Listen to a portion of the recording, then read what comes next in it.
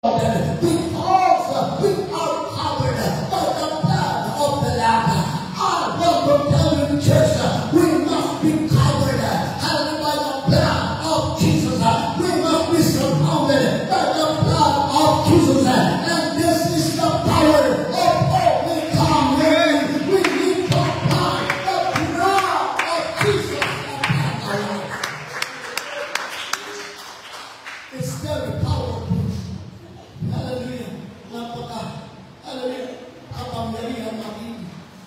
At alam niyo, sa panahon ng ating Panginoon, hallelujah,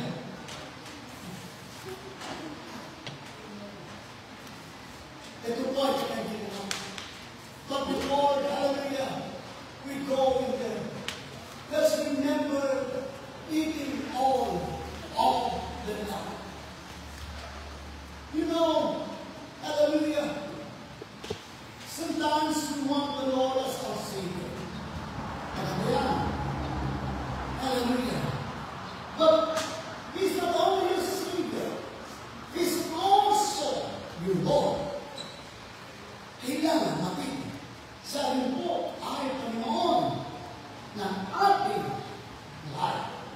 Kaya sa amin. Yes, as your Savior, alam mo natin, this is an insurance. Hallelujah. High insurance. Na sinasabi natin, I will not go to hell because Jesus is my Savior. But there is difference between Savior and Lord. Meron po iba. Nang tinatawag na dalawang ligtas at Panginoon.